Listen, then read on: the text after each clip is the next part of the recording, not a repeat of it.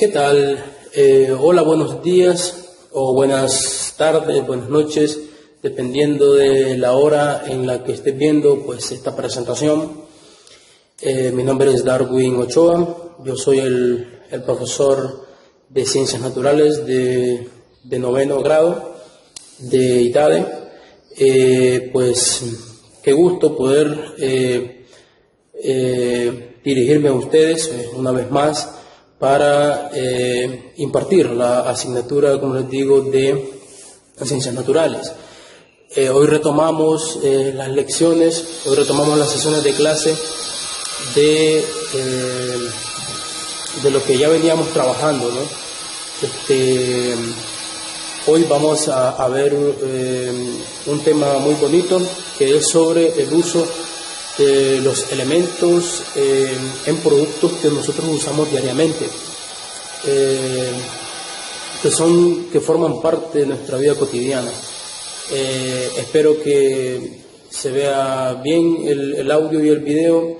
Por ahí pido disculpas de anticipación por todos los ruidos que se puedan escuchar, porque les recuerdo que acá nosotros en el centro no contamos con un set de grabación especializado para hacer este tipo de trabajo, para hacer este tipo de grabación.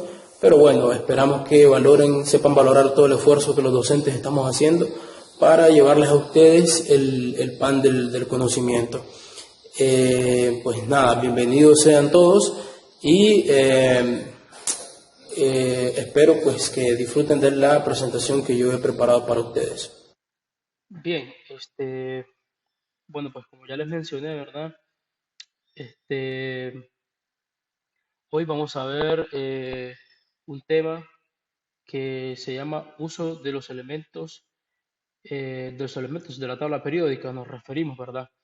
O de los elementos que se encuentran en la naturaleza y que a veces forman, o en su mayoría, forman parte de los productos de uso diario que nosotros usamos, ¿verdad? Valga la redundancia.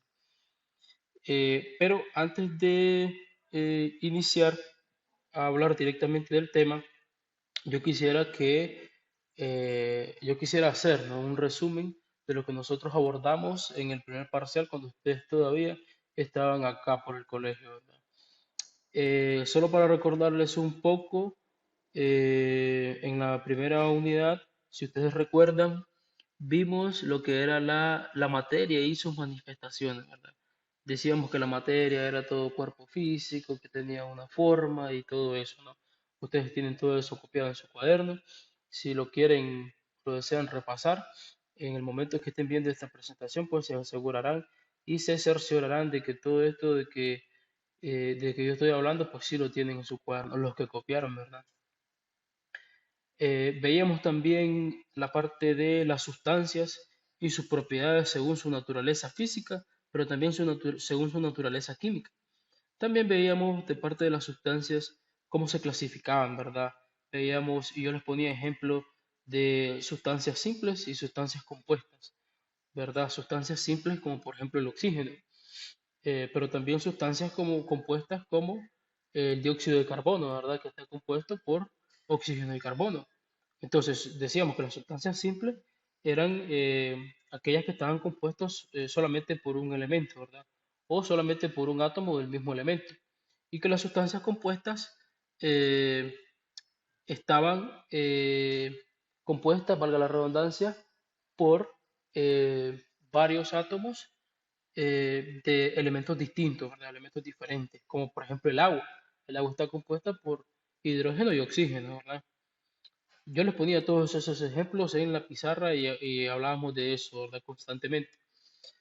También veíamos los estados de agregación y sus cambios, ¿verdad? Los cambios de estado de agregación. Venimos al laboratorio, hicimos una nube de agua, ¿verdad?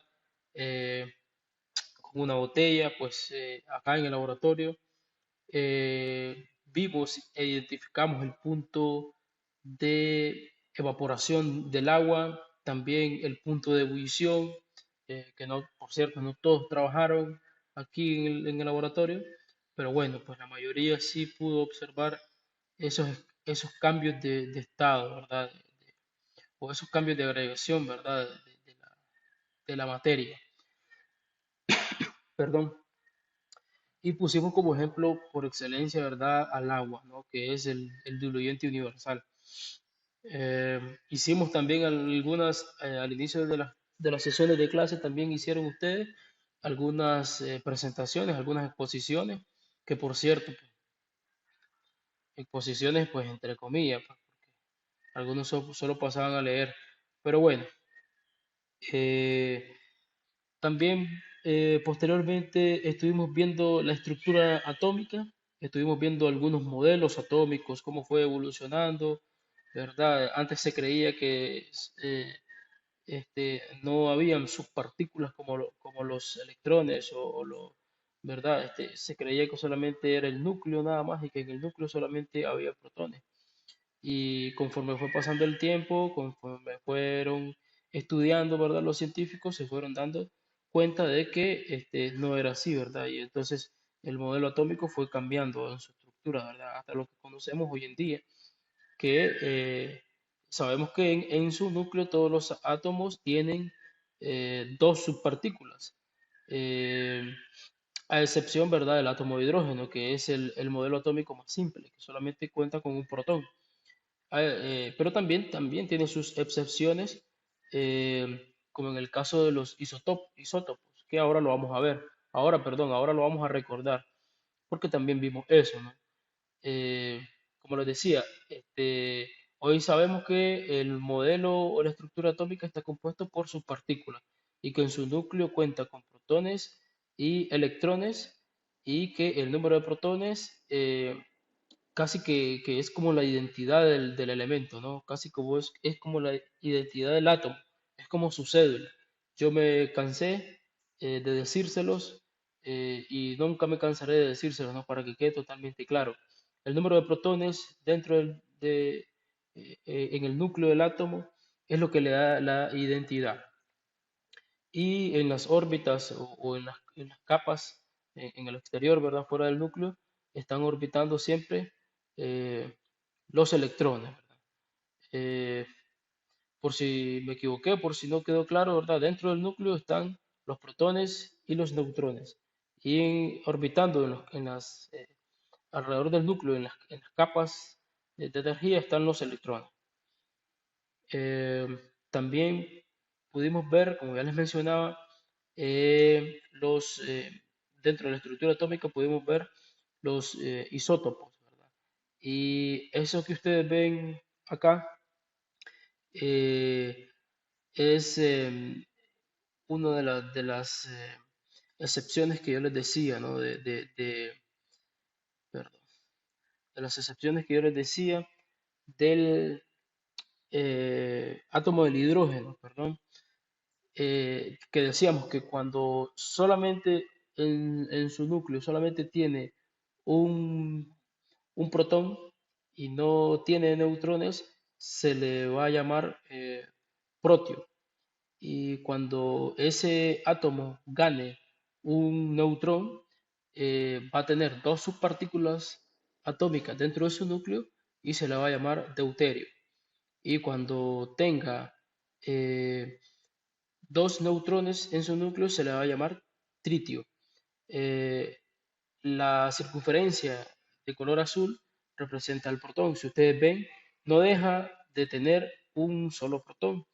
Entonces, como el número de protones nos da la identidad del átomo, es decir, que aunque el átomo gane cierta cantidad de neutrones, nunca va a dejar de ser el mismo elemento, ¿sí? Solamente que esa ganancia o pérdida de neutrones lo hace o le confiere ciertas características físicas o químicas. Pero eso no quiere decir de que sea un elemento distinto. Eh, También recuerdo que hablamos sobre bueno, hablando de la materia, ¿verdad? De lo que estábamos hablando anteriormente, decíamos que la materia estaba compuesta o se dividía, ¿verdad?, en sustancias, o elementos simples y elementos compuestos. Pero también había mezclas, ¿verdad? Mezclas homogéneas y mezclas heterogéneas. Recuerdan que en este asunto de las mezclas hicimos una clase muy bonita que se dio circunstancialmente, yo no lo planeé, fue improvisado, porque ese día íbamos a hacer un laboratorio, no se pudo, pues bien, yo como docente no me quedó más de decir, ok, si no puedo llevar a los muchachos al laboratorio, bien, llevaré el laboratorio al aula de clase. Y así titulé esa clase, eh, la titulé Laboratorio en el aula de clase. Y bueno, pues estuvimos viendo las mezclas homogéneas y heterogéneas, vimos el proceso de destilación del agua, cómo se evapora, cómo se condensa, por qué se condensa, vimos algunos procesos de filtración, eh, hicimos una torre de colores para representar las mezclas heterogéneas, cuándo eran heterogéneas, cuándo eran homogéneas y todo eso, ¿no? Fue, pues, a mi parecer, una clase muy bonita. No sé a ustedes cómo les pareció, pero bueno, yo pienso que sí se logró el objetivo que me había planteado. Volviendo también a los isótopos, también recuerdo que les hablé sobre eh, o les puse un ejemplo más bien sobre los isótopos del carbono. Hablábamos que el carbono 14 es muy importante y se usa para datar objetos, especialmente en arqueología se usa para datar fósiles. Eh, el carbono 12, que es el más abundante en la naturaleza, y que es muy importante y que ahora vamos a hablar de él, ¿no? Porque hoy vamos a estudiar un poquito más detenido de la importancia de los elementos. Obviamente no vamos a abordar todo porque son muchos, ¿sí? Vamos a hablar de los más abundantes o de los más importantes o más esenciales, ¿no? Todos son importantes, pero solamente vamos a abordar algunos. También una de las últimas clases que nosotros estuvimos viendo fue precisamente los elementos de la tabla periódica, ¿no? Vimos la historia de cómo fue evolucionando la tabla periódica desde sus primeras versiones hasta la estructura y clasificación actual que tenemos. También vimos la ley periódica de los elementos, ustedes la tienen copiada en su cuaderno, yo se las dicté. Y por último estuvimos viendo lo que era la distribución eléctrica, la distribución electrónica, perdón, de los elementos. Hicimos algunos ejercicios, algunos que no lo entendían y que el año pasado se los habían explicado. Algunos que no lo entendían lograron a entenderle, otros pues andan perdidos en una nube etérea que por favor, sí, pero hay videos en YouTube sobre esto que explican, yo estoy seguro, hasta mejor que yo, y los pueden ver para que les quede eso para el otro año que vayan a cuarto año y no tengan ese vacío.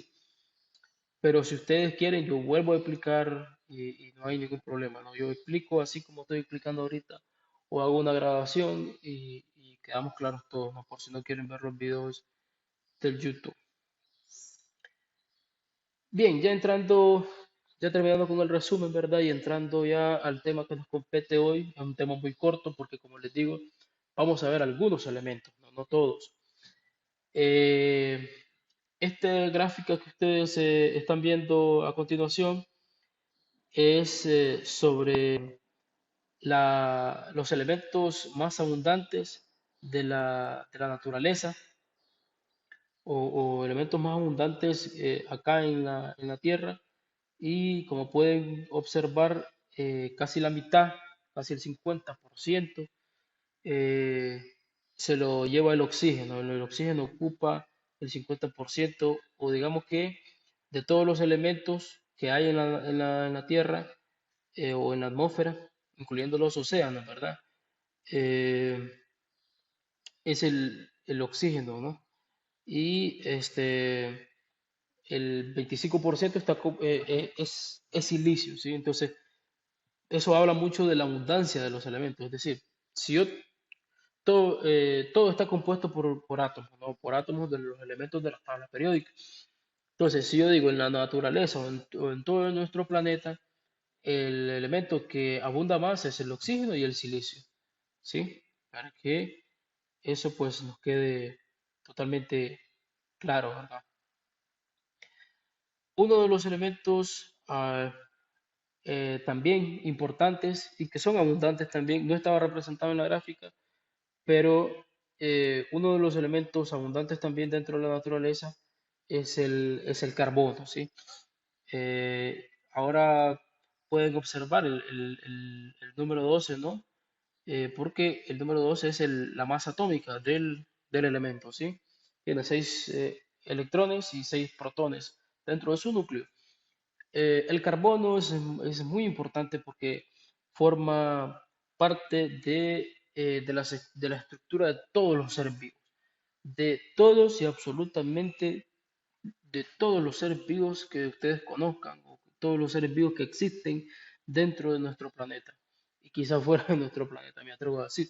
Pero bueno, ese es otro, ese es otro asunto. El carbono se presenta en tres formas elementales en la naturaleza.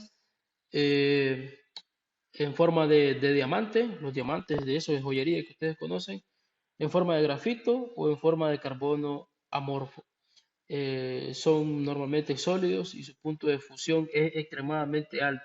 Es decir, que para fundir el grafito, el diamante o el carbono necesita muchísima temperatura.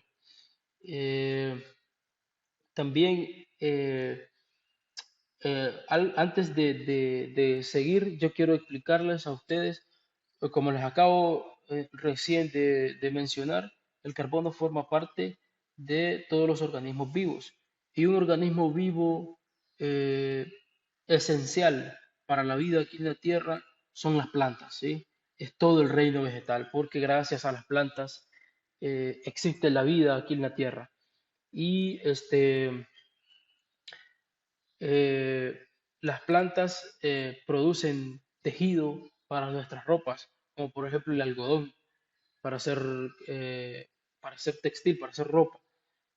Producen aceites como el aceite de girasol, el aceite de soya, perdón, y otros, ¿no? Muchísimos. El aceite de palma africana, muchísimos.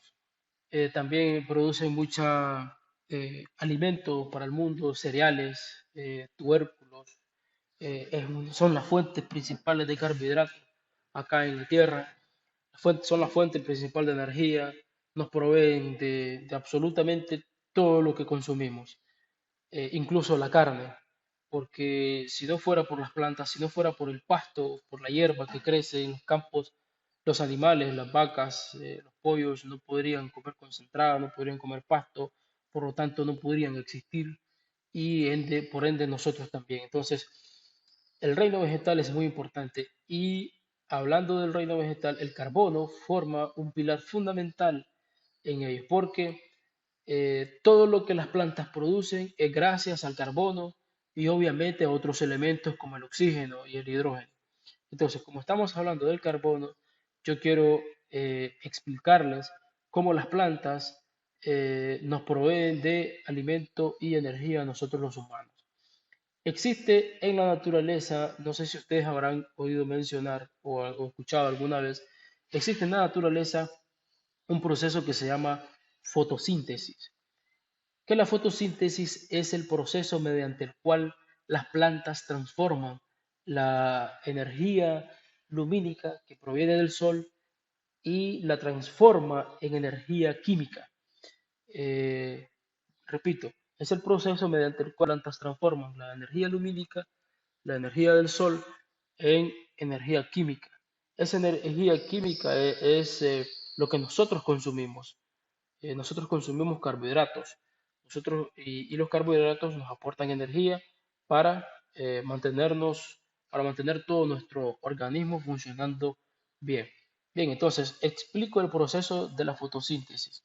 Esto es lo que ocurre en el interior de las células vegetales, de todas las células de las plantas, ¿verdad? Entonces, esto comienza así. En el interior de la célula ocurre una reacción. ¿Cuál es esa reacción? Ok, 6 moléculas de dióxido de carbono, 6 moléculas de dióxido de carbono más 6 moléculas de agua, esa suma o esa reacción de esas sustancias compuestas en presencia de luz solar generan una molécula de glucosa y también generan oxígeno. Eso ya ustedes lo sabían, ¿no? plantas generan oxígeno. Entonces, repito, 6 moléculas de dióxido de carbono más 6 moléculas de agua en presencia de luz solar, eso genera una molécula de glucosa más 6 átomos de oxígeno. Entonces, en resumen, eh, la molécula de glucosa,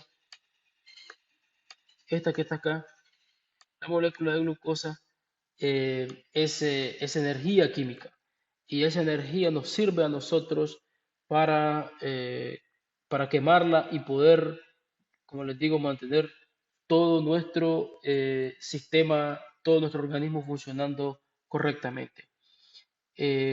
También genera oxígeno, que es muy importante, ¿no? Sin oxígeno la vida no sería posible aquí en la Tierra. Entonces, si ustedes ven al inicio las 6 moléculas de dióxido de carbono, está presente el elemento carbono ahí en esa molécula. Entonces, si se pudiese retirar o no existiera ese elemento, no pudiese ser todo este proceso, porque no se llevaría a cabo toda esta reacción. A ese proceso se le llama fotosíntesis. También la planta, eso hay que mencionar, ocurre durante el día, pero en la noche también la planta respira y el proceso de respiración hace el proceso inverso a la fotosíntesis.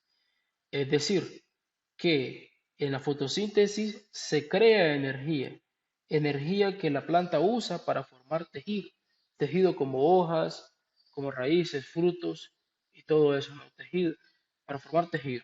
Ocupa energía durante el día. Pero en la noche que hace la respiración, que consume esa misma energía que produjo durante el día. O digamos, parte, no toda, ¿verdad? Parte de la energía que se generó en el día, gracias al proceso de fotosíntesis, en la noche, en el proceso de respiración, se consume esa energía, ¿sí? Entonces, ahí está, ¿no? Sale en forma de ATP. ATP significa adenosintrifosfato. Es una molécula de energía. Muy bien, espero que hayan quedado claros sobre este proceso. Si algún día se me ocurre hacer alguna evaluación, hacer alguna prueba por Google Classroom, perdón, por los formularios de Google, pues espero que sepan responder y explicar bien este proceso. Otro elemento importante en la naturaleza es el potasio. El potasio ocupa el octavo lugar en abundancia dentro de los elementos de la corteza terrestre. Se encuentra en grandes cantidades en la naturaleza en forma de minerales y son muy importantes también para el reino vegetal y para nosotros también, porque este, generan, por ejemplo, a ver si me permiten, un segundo, los, el potasio dentro de nuestro organismo, hablando del organismo de nuestro, ¿verdad? De nuestro cuerpo, ayuda a los nervios y a los músculos a comunicarse entre sí, ¿verdad? También permite que los nutrientes en las células fluyan, es decir, ayuda al transporte de nutrientes dentro de una célula hacia otra. También ayudan a expulsar los desechos de la célula, ¿verdad? Por medio de la orina. Eh, Contrarresta también algunos de los efectos nocivos del sodio sobre la presión arterial y favorece la eliminación de líquidos actuando como un diurético, ¿verdad? Entre otros beneficios o entre otras funciones importantes que tiene el potasio dentro de nuestro organismo. Pero también podemos mencionar que, por ejemplo, en las plantas es fundamental porque el potasio tiene la función de regular la, la- de regular la presión osmótica dentro de la planta. ¿Qué quiere decir presión osmótica? ¿O qué es eso? Muy bien. Lo que hace el potasio es eh, regular la apertura y cierre de los estomas, dentro de la hoja. Los estomas son pequeños orificios o pequeños poros que las hojas de las plantas tienen, y esos poros se usan para absorber dióxido de carbono y llevar a cabo el proceso de fotosíntesis que acabo de explicar. Pero también lo usan para expulsar todo el oxígeno que se genera en el proceso de fotosíntesis. Y también por medio de esos poros la planta transpira, ¿sí? La planta expulsa vapor de agua. Entonces, cuando las temperaturas son muy altas, ocurre lo que se llama un estrés hídrico. Es decir, cuando las temperaturas son altas, todo el agua en la tierra y en la planta se comienza a evaporar, y cuando no llueve o no hay agua suficiente para la planta, lo que hace el potasio es cerrar esos poros dentro de la hoja para que el agua no para que la planta, perdón, no pierda mucha agua. Entonces, también el potasio cumple otras funciones, como por ejemplo el transporte de azúcares desde las hojas hacia los frutos. Por ejemplo, cuando nosotros nos comemos un banano insípido, es porque hizo falta potasio en el suelo. Cuando nosotros nos comemos una naranja insípida, que se supone que debería ser dulce, también es por falta de potasio dentro de la planta. Y también otra función muy importante, que hay algunos autores que aseguran que el potasio genera este, cierta resistencia ante hace que la planta genere cierta resistencia hacia las enfermedades.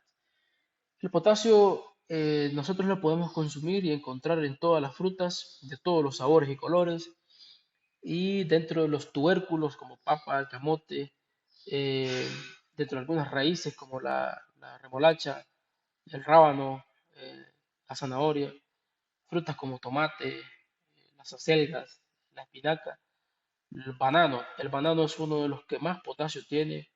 El agua de coco también tiene muchísimo potasio. Y todas las carnes blancas y rojas, todas las carnes blancas, pollo, carne, cerdo, perdón, pollo, res, gana- eh, pescado, todo lo que es carne, ¿sí? Y algunos frutos secos como el maní, la ajonjolí, la almendra y esas cosas. Otro elemento importantísimo y esencial eh, dentro de la naturaleza es el nitrógeno. La imagen que ustedes ven acá, esta que está parpadeando, esa imagen es una molécula es una cadena de proteína, es una albúmina, es la proteína que está contenida en el huevo. Y si ustedes observan en esa estructura de color azul, está representado el nitrógeno.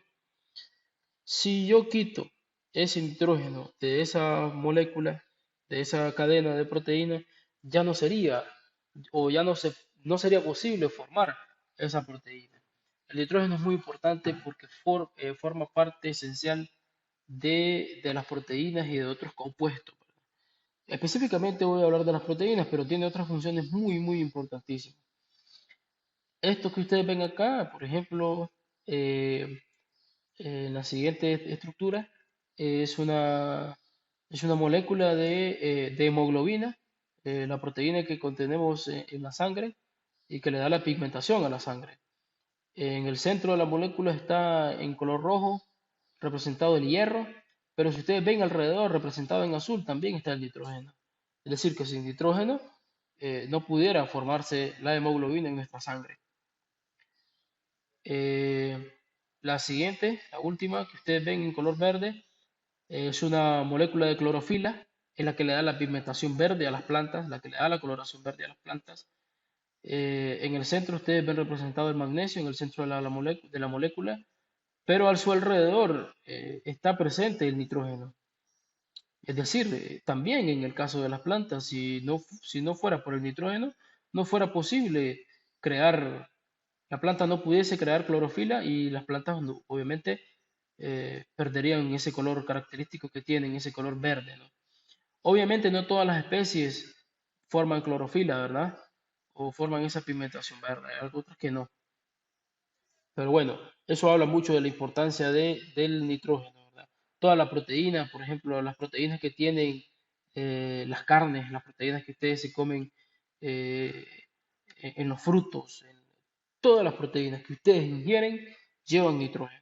Y si no fuera por el nitrógeno, esas proteínas no fuesen capaces de formarse, ¿sí? Otro elemento esencial dentro de nuestro planeta, dentro de nuestra vida, es el oxígeno, ¿verdad? Porque si recién les hablaba del proceso de fotosíntesis, pero también nosotros, ¿verdad? Y los animales y todos los seres vivos necesitan el oxígeno para respirar. Si no, no fuese posible la vida, ¿verdad? Forma parte de la molécula de agua. Vaya, qué importante eso, ¿no? Si no fuera por el oxígeno, el agua no existiría. Y es muy importante, es un pilar fundamental dentro de nuestra vida. Eh, no todos, obviamente, bueno, sí, como les dije al inicio, todos los elementos son importantes, cada uno ocupa su función dentro de la naturaleza. Algunos dirán, pues, que un elemento es más importante que otro. Por ejemplo, dirían, vaya, ¿qué es más importante? ¿El oro o el oxígeno? ¿Qué es más importante? ¿El mercurio o, digamos, el arsénico o el oxígeno? ¿El arsénico o el hidrógeno? Que el hidrógeno forma parte también de la molécula de agua, o el carbono, que el carbono forma parte de todos nuestros tejidos. El carbono está en nuestra piel, en nuestra, perdón, en nuestro pelo, en nuestras uñas, en nuestra sangre, en nuestros huesos, en nuestros músculos, en cada molécula, en cada parte de nuestro cuerpo está el carbono. Y así también en las plantas, en los animales, en toda la naturaleza, en todos los organismos vivos está presente el carbono, el oxígeno y el hidrógeno. Son elementos esenciales, podría decir esos tres, para la vida, al igual que los otros elementos que acabo de mencionar, ¿verdad? Y hay otros también importantes que no los mencioné, pero también hay algunos que representan eh, un peligro para la naturaleza, para el ambiente especialmente, si no se sabe manejar bien, si no se sabe manipular bien, pueden contaminar el ambiente, como por ejemplo el antimonio, también está el arsénico, eh, otro también que está es el bromo, son elementos contaminantes. Por ejemplo, el antimonio que se usa en los textiles, en aleaciones en metal de imprenta, también se usa en baterías de carros, también se usa en la industria de la cerámica. Eh, el principal daño que provoca el antimonio es el envenenamiento por ingestión o por inhalación de vapores, principalmente por el gas. Hay un gas que produce cuando eso se calienta que se llama estivina. Perdón. Este, también del arsénico podemos decir, ¿no?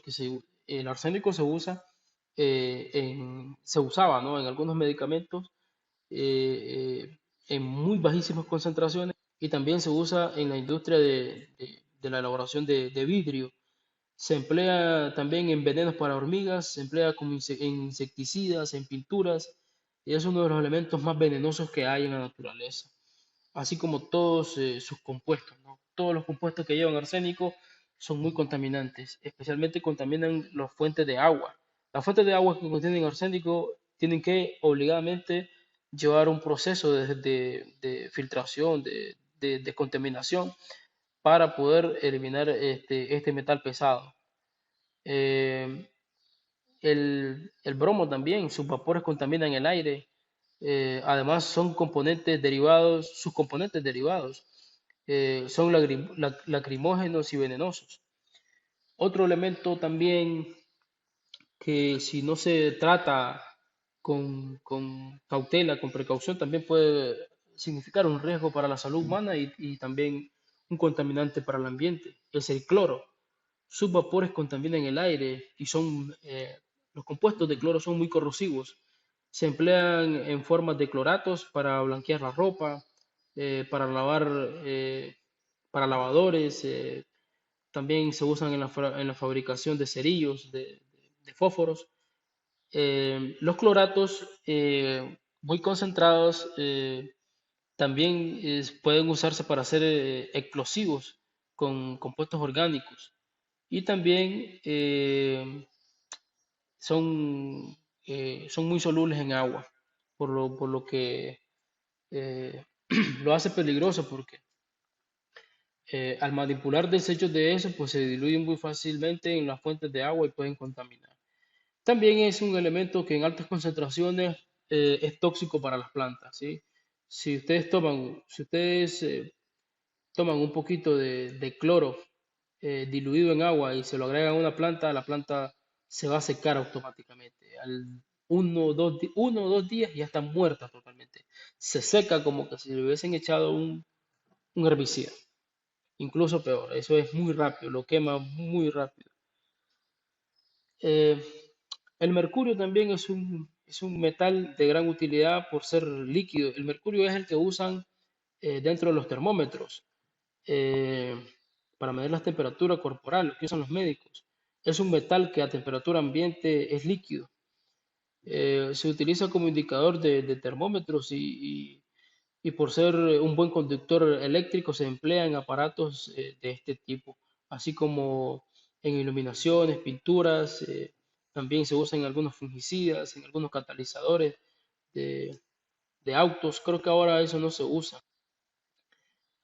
También usan o usaban en amalgamas dentales, en odontología, en plaguicidas, y, y- y hoy en día pues se lucha mucho por eliminar estos desechos porque representan una grave contaminación al agua y al aire, ¿no? Y causan envenenamiento por ingestión.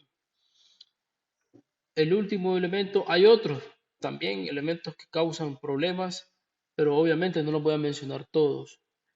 Eh, el plomo también es muy contaminante, se acumula en el cuerpo conforme se inhala en el aire o se ingiere con los alimentos y el agua.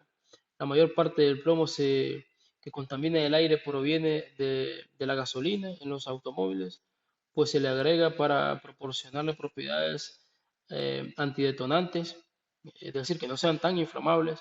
También se le emplea en pinturas las que usan para pintar casas, para pintar paredes, llevan plomo, en su mayoría. También se usa en algunas aleaciones con metales de imprentas, en algunas soldaduras, en las baterías de los carros, eh, y es muy contaminante, ¿no? Por su uso, el organismo se afecta a causa de algunas enfermedades también, algunas enfermedades respiratorias, y, en todas sus presentaciones, o todos sus compuestos, el plomo muy peligroso, muy contaminante. Eh, pues por eso hay que tomar pues algunas medidas preventivas al trabajar con estos elementos químicos que son altamente contaminantes, ¿verdad? Hay que tomar todas las medidas de precaución para tratar de no contaminar ni el aire, ni nosotros mismos, ni ninguna fuente de agua. Bueno, pues de mi parte pues ha sido todo por el día de hoy. Eh, esta clase yo la estaré evaluando. Eh, voy a ver si puedo evaluarla con una prueba con los formularios de Google Drive. Algunos profesores, como el profesor de inglés, ya me ha comentado de que sí responden la mayoría, de que sí pueden responder los formularios de Google Drive, pero si no se puede, pues voy a mandar una guía de trabajo, una guía de preguntas, ustedes la contestan en su casa y pues me la mandan ya sea por el WhatsApp o ya sea por el Classroom. El código del Classroom sigue siendo el mismo desde el inicio, yo no lo he cambiado. así que ustedes pueden subir ahí sus trabajos, obviamente en las fechas estipuladas y en el tiempo estipulado. Los trabajos, solamente hablando de los trabajos, ¿verdad? No de las pruebas. Hablando de los trabajos, yo ahora voy a trabajar con una nueva metodología. Si el estudiante entrega su trabajo tarde, va a tener un 25% menos del puntaje. Y si el estudiante entrega días después el trabajo, 1 o 2 días después de la fecha estipulada, va a tener el 50% menos del puntaje. Eh, Esto ha sido todo pues de mi parte, espero les haya gustado, espero les sirva. Aquí lo que uno trata de dar pues, o lo que uno intenta pues es despertar el interés del estudiante por estudiar. Esto que yo les acabo de dar no es la verdad absoluta. Eh, Esto que yo les acabo de dar pues es apenas una, una pasadita, así una reseñita. Ustedes tienen que investigar más, ustedes tienen que preguntar más, indagar, estudiar para profundizar en estos temas y que pues el conocimiento sea significativo y que perdure durante mucho tiempo. Muchas gracias por su atención y nos vemos, o perdón, este, nos encontramos hasta la próxima.